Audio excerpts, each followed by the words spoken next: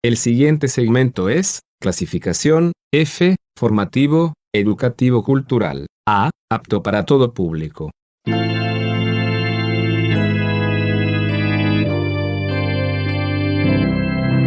Bienvenido a Hora de Estudio Bíblico con nuestro maestro el Dr. Lehman Strauss. Este estudio es el resultado del tiempo personal con el Señor, el ministerio pastoral y la experiencia en conferencias bíblicas del Dr. Lehman Strauss. Él nos instruye y alienta con la enseñanza de la palabra de Dios. Ahora, el Dr. Strauss. Muchas gracias, aquí estamos por la gracia de Dios para continuar con nuestro estudio bíblico en Mateo 24. Así que busque su Biblia, ábrala allí por favor en ese capítulo.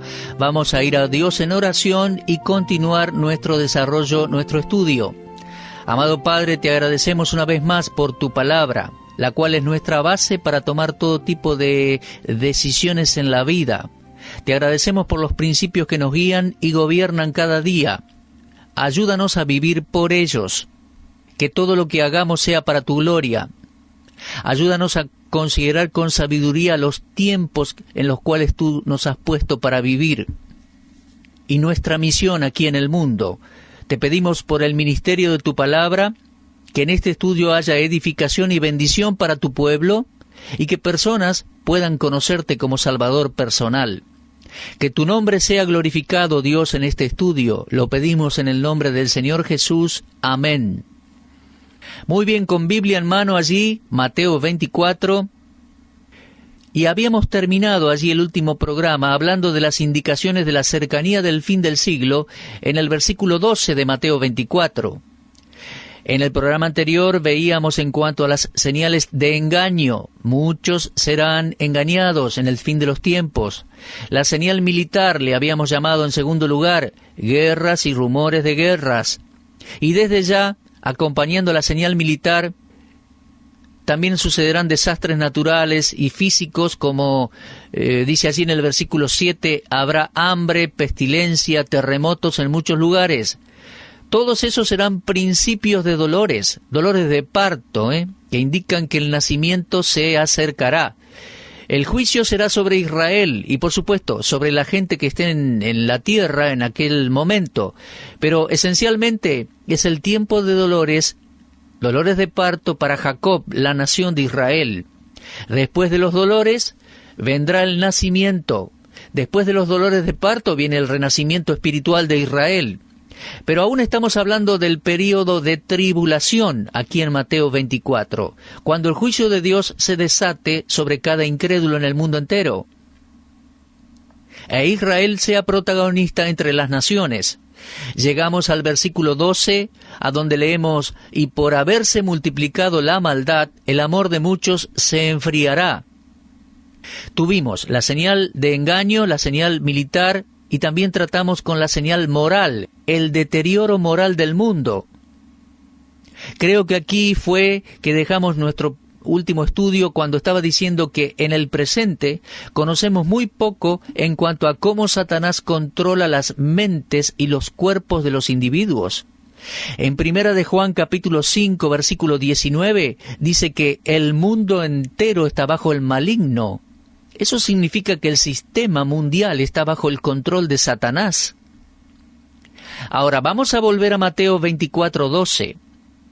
Dice, el amor de muchos se enfriará. Muchas veces conservo recortes de diarios y artículos que van confirmando que las cosas no van cambiando para bien en nuestra sociedad mundial, sino que van empeorando.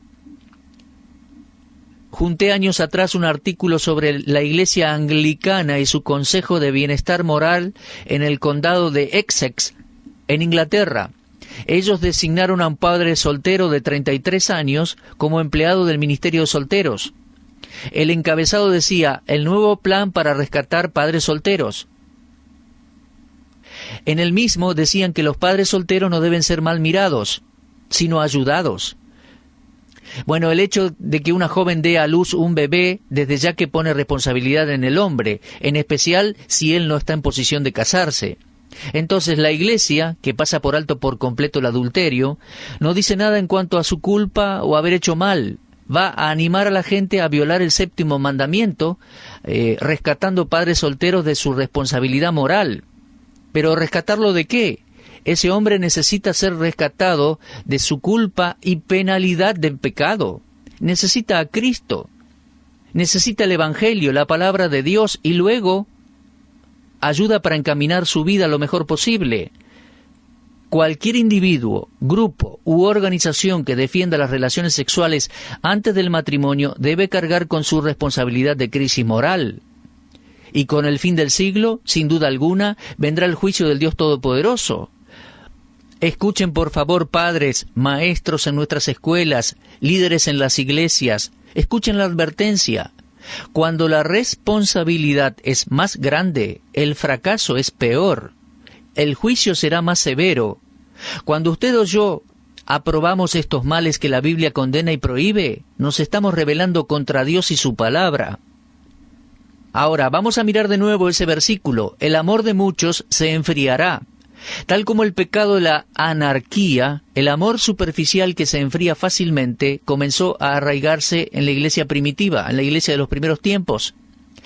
En la primera de las 7 cartas del Señor a las iglesias de Asia Menor, que encontramos allí en Apocalipsis 2, Dios da algunas palabras de aprobación, algunas cosas buenas acerca de aquella iglesia, ya que había algunas cosas que eran admirables en la iglesia de Éfeso. Pero fíjese que Él también dice: tengo contra ti que has dejado tu primer amor. Entonces encontramos, tan temprano en la historia de la iglesia, que el amor se había enfriado. Cuando la anarquía abunda, el amor disminuye. Esta doble acción, la disminución del amor y el crecimiento de la anarquía, se manifiestan con mucha intensidad y uno se pregunta ¿hasta dónde vamos a llegar hasta que Cristo regrese por su iglesia? Ahora bien, ¿qué es ese primer amor? La Biblia compara el primer amor inicial del cristiano por Cristo con el amor que existe entre el esposo y su esposa en la luna de miel.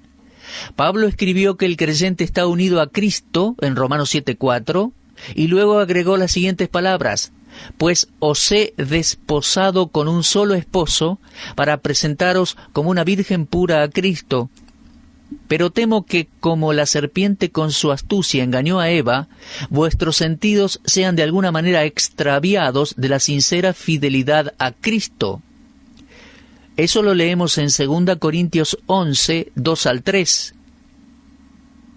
Una vez más, y muy claramente dicho, encontramos el hecho de la influencia e interferencia satánica, el declive de amor hacia las Escrituras, el declive de amor hacia el prójimo y hacia los perdidos. Eso es el resultado de un aislamiento afectivo del Salvador, el Señor Jesucristo. Y el diablo tiene un sinnúmero de sustitutos para alejar al creyente de su primer amor por Cristo. Con estos, el enemigo de nuestro Señor y su iglesia ha tenido mucho éxito, ya que el nivel espiritual de nuestras iglesias ha caído en un nivel increíble. Ahora bien, preguntémonos, ¿qué causa que el amor de muchos se enfríe? ¿Alguna vez se preguntó eso? Bueno, respondámoslo en términos claros, dados por el apóstol Pablo en su profecía. 2 Timoteo 3, Pablo escribe: también debes saber esto, en los postreros días habrá hombres amadores de sí mismos, y después dice, amadores de deleites más que de Dios. No es que los hombres hayan dejado de amar, sino que su amor es egoísta. El amor falso de los postreros tiempos, inspirado por Satanás, lleva a los hombres a amarse a sí mismos y a los placeres más que a Dios. El estado deplorable de los corazones humanos en los últimos tiempos será el de menos y menos amor por las cosas que son santas y espirituales.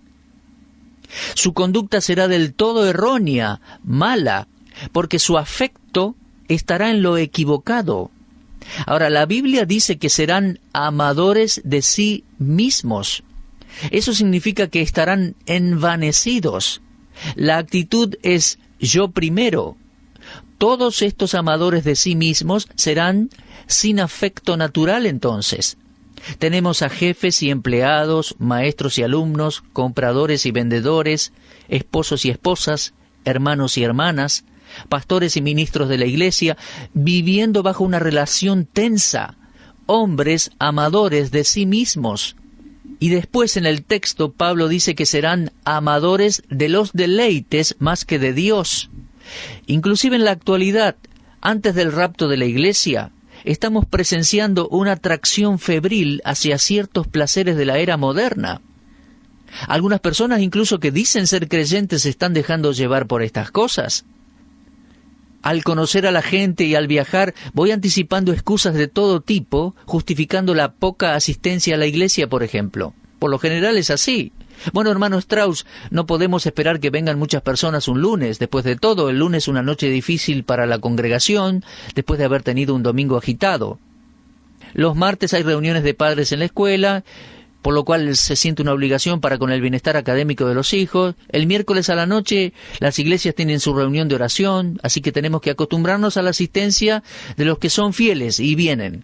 Y así el viernes, la noche del viernes es difícil para convocar a una congregación porque los negocios están siempre abiertos hasta tarde y los partidos de fútbol son el viernes a la noche y la cosa sigue. Excusas, excusas, excusas. Cuando la verdad es que cada vez más la gente es amadores de los deleites más que de Dios. Ahora, no sugiero que las reuniones de padres en la escuela no sean importantes y tampoco les estoy diciendo que despejar la mente en este mundo es algo pecaminoso. No me voy a esos extremos, pero es evidente, amigos, que el amor de muchos se está enfriando cuando el pueblo de Dios no aparta una semana o dos en el año para concentrarse en un estudio bíblico profundo y en atraer a los incrédulos al conocimiento de Cristo. Y es peligroso amar cosas que no son dignas. Miren, el afecto puesto en lo incorrecto es la explicación del declive espiritual de los últimos tiempos. Dinero, placeres, negocios, viajes, uno mismo. Todo debe respetarse, pero todo debe estar en su lugar. La Biblia exhorta al creyente: si pues habéis resucitado con Cristo, buscad las cosas de arriba, donde está Cristo sentado a la diestra de Dios. Lo leemos en Colosenses 3:1. Desde luego, si usted todavía no es salvo, mi amigo, permítame recordarle una declaración tremenda que leemos en 1 Corintios 16:22. El que no amare al Señor Jesucristo sea anatema, o sea, juzgado por Dios. Mis oyentes, el amor de muchos se enfriará. Bueno, vayamos ahora a la señal misionera. El capítulo 24 de Mateo, versículo 14, dice: será predicado este evangelio del reino en todo el mundo, para testimonio a todas las naciones, y entonces vendrá el fin. Ahora, aquí hay un punto importante para explicar y para entender y comprender bien en los tiempos en que vivimos, Hace no mucho tiempo atrás estaba leyendo un libro de profecía bíblica en el cual el autor decía, en una de sus declaraciones: el Señor Jesucristo no puede venir a raptar a su iglesia hasta que todo el mundo escuche el Evangelio. Ahora, amigos, eso no es lo que Mateo 24:14 está enseñando.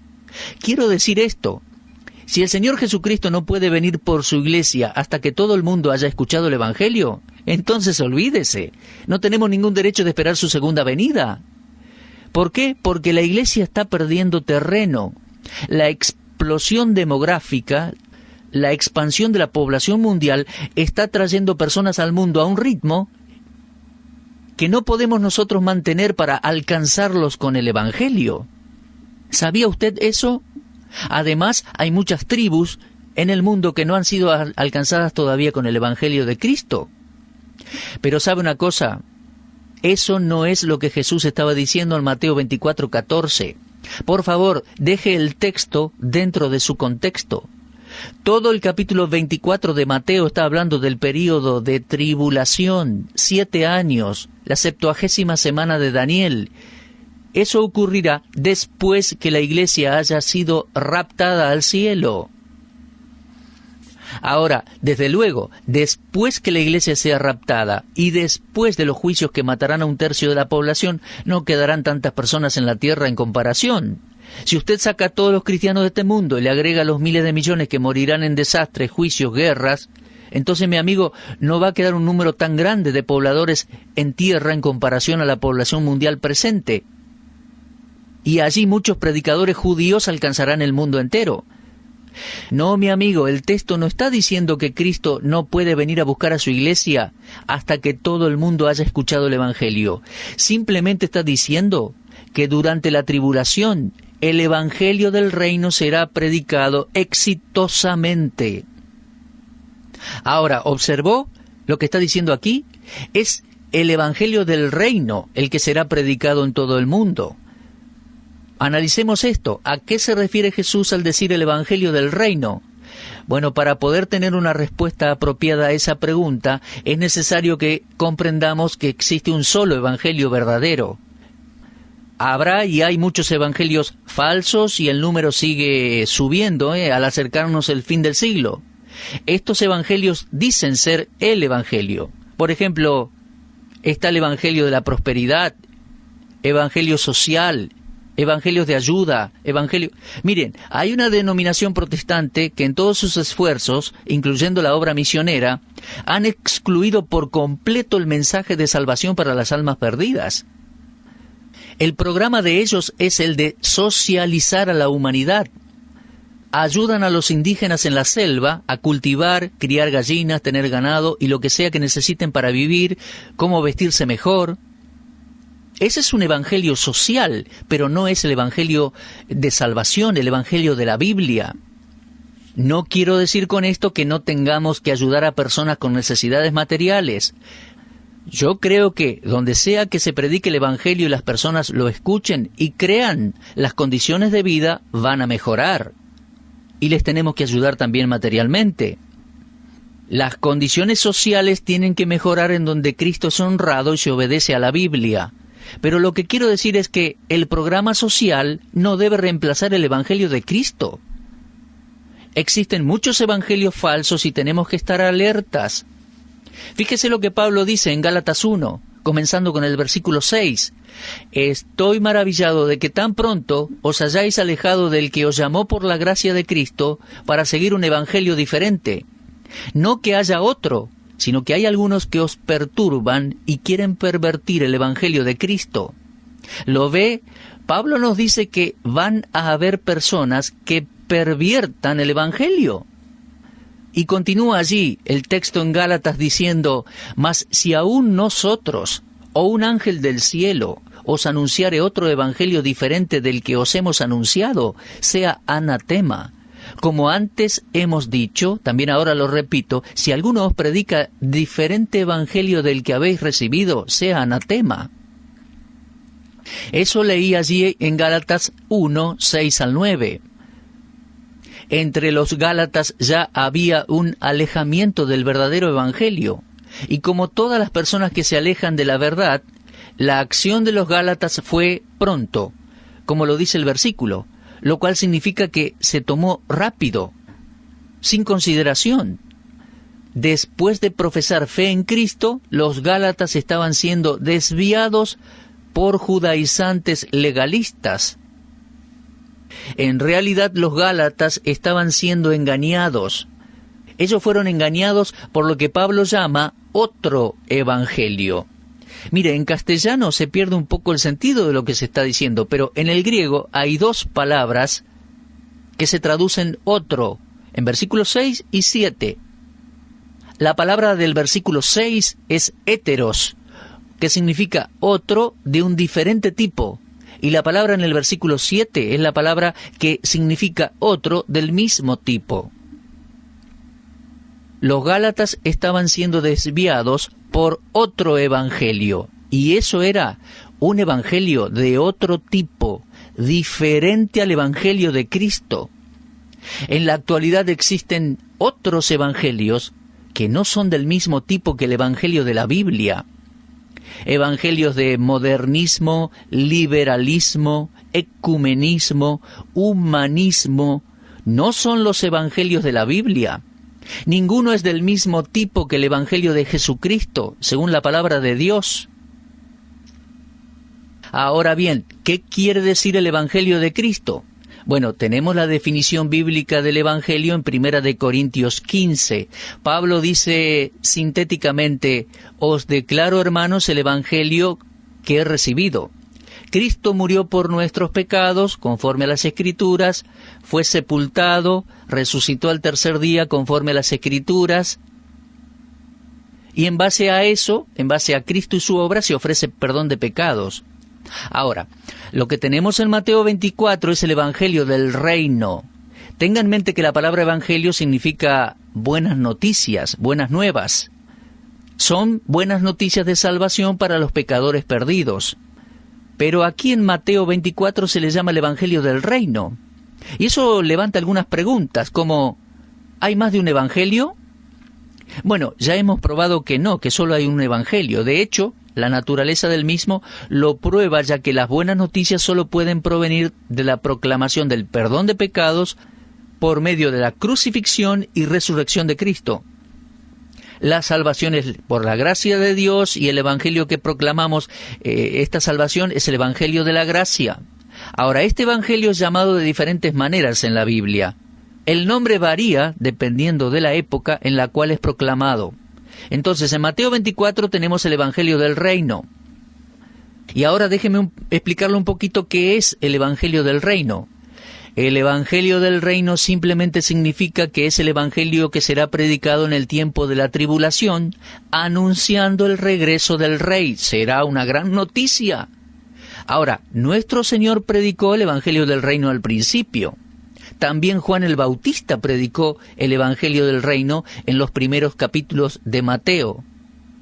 Y eso se debió al hecho de que se acercaba el reino, llegaba el rey, se había presentado a sí mismo y se ofrecía a Israel como el rey, el Señor Jesús. Así que el Evangelio del Reino fue predicado allá al principio y será predicado en la tribulación. Algunos aspectos. En primer lugar, se le llama el Evangelio del Reino simplemente porque el rey está por venir, está en camino.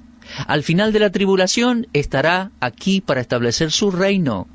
De aceptarlo en el corazón y someterse a él, toda persona estará lista para entrar al reino, número 1. Número 2, se lo llama el Evangelio de Dios en Romanos 1:1. Creo que significa que el Evangelio tiene su origen y su autoridad en Dios. Por eso se lo llama el Evangelio de Dios. Número 3, otra vez en Romanos 1 se lo llama el Evangelio de Cristo. Significa que el Evangelio es acerca de Cristo, siendo sus puntos principales la muerte de Cristo por nuestros pecados, según las Escrituras, su sepultura y su resurrección al tercer día, de acuerdo a las Escrituras. En cuarto lugar, en Apocalipsis 14:6, se le llama Evangelio eterno. ¿Se preguntó por qué? Bueno, yo creo que es porque estas buenas nuevas son la verdad de Dios, que es inmutable y permanece para siempre. Se hará un énfasis allí en Apocalipsis 14, anunciando a Dios como creador y digno de adoración como creador. Y en quinto lugar, en Hechos 20:24, se le llama el Evangelio de la gracia de Dios. Y creo que se lo designa así porque estas buenas nuevas de la salvación son dadas a pecadores que no las merecen. Es el Evangelio de la gracia de Dios, sin ningún tipo de obras por parte del pecador. Y recuerdo en este momento Efesios 2:8, porque por gracia sois salvos por medio de la fe. Pero volviendo al texto de Mateo 24, estamos estudiando allí, aparece el Evangelio del Reino. Tal como dije y voy a repetirlo, se trata del hecho de que el Rey y su reino estarán en camino, y todo aquel que le acepte escapará al juicio divino y entrará al reino. Pero tienen que creer el Evangelio. El Evangelio de salvación, porque en su primera venida Cristo fue Cordero por nuestros pecados, y el Evangelio del retorno del Rey. Habrá entonces una última proclamación mundial del Evangelio durante la tribulación. Y bien puede eso ser cumplimiento final de Mateo 28, 18 al 20, en su interpretación primaria, refiriéndose a ese período de 7 años del reino del anticristo, ya que la promesa de Cristo se consumará al fin del siglo. Yo estoy con vosotros hasta el fin del siglo. Es de mucho ánimo el reflexionar en el hecho glorioso que en cada época Dios nunca deja de usar testigos. En la dispensación presente, nosotros que formamos la iglesia de Cristo somos sus testigos. Y en la tribulación, después que la iglesia haya sido raptada al cielo, estarán aquellos que serán sus testigos. Apocalipsis nos presenta a los 144,000 siervos del Señor que llevarán la palabra. El Evangelio, mi amigo, fue predicado y es predicado en esta dispensación. Lo será también durante la tribulación. Las buenas noticias de la salvación están disponibles para los pecadores y esta salvación proviene de Dios. Por lo tanto, es por gracia. Mire, este Evangelio eterno de Dios y de Cristo, que se lo nombra de distintas maneras en diferentes contextos, dependiendo de los tiempos en los cuales se predicó, tiene siempre el mismo mensaje. Dios ha provisto una salvación completa y gratuita a aquellos que reciban a Cristo como su Salvador personal. Y la razón por la cual en Mateo 24 se le llama el Evangelio del Reino es porque tendrá un énfasis adicional anunciando que el Rey regresa, que trae su reino, llamando a los pecadores al arrepentimiento para recibir salvación y prepararse para la venida del Rey. Bueno, mi amigo, no sé cómo se encuentra usted delante de Dios en este momento. Mire, los creyentes esperamos el arrebatamiento hacia el cielo. Este mundo va rumbo hacia la hora más oscura de su historia, la tribulación. En medio de esos dolores, Israel esperará su Mesías y habrá un renacimiento espiritual cuando el Rey regrese. En todos estos tiempos anunciamos que hay salvación en Cristo Jesús. Yo le predico, mi amigo, el Evangelio en este día. En él hay perdón de pecados y vida eterna. Crea en el Señor Jesucristo y será salvo. Arrepiéntase, por favor, de sus pecados. Yo también soy pecador y yo me he arrepentido de mis pecados. Confíe en la muerte sacrificial de Cristo en la cruz. Fue en nuestro lugar que murió por nosotros, por nuestros pecados, por sus pecados, mi amigo, por los míos. Al recibir a Cristo como Salvador, Dios nos salva y nos sella para siempre. Bueno, mis amigos, espero que cada uno haga sus decisiones por Cristo, algunos aceptándolo como Salvador, otros como el Señor de sus vidas, para vivir para Él, para anunciar su palabra, para huir de la corrupción que hay en el mundo, vivir para su gloria, comprender su palabra en tiempos de confusión, anunciar el claro mensaje de salvación en Cristo. Bueno, se nos ha terminado el tiempo. Dios mediante vamos a continuar con nuestra serie de estudios en Mateo 24 en nuestro próximo programa. Será hasta entonces. Usted estuvo escuchando Hora de Estudio Bíblico con el maestro el doctor Lehman Strauss. Si desea escuchar una vez más este mensaje, visite nuestra página en la internet www.bbnradio.org. Le dejamos la invitación para que el día de mañana nos acompañe aquí, en este mismo horario y punto del dial. Hora de Estudio Bíblico es una producción de BBN.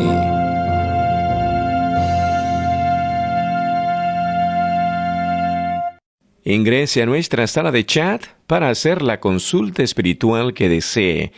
www.bbnchat.org. Este es un servicio totalmente gratis. Muchas gracias. Somos sus amigos de BBN.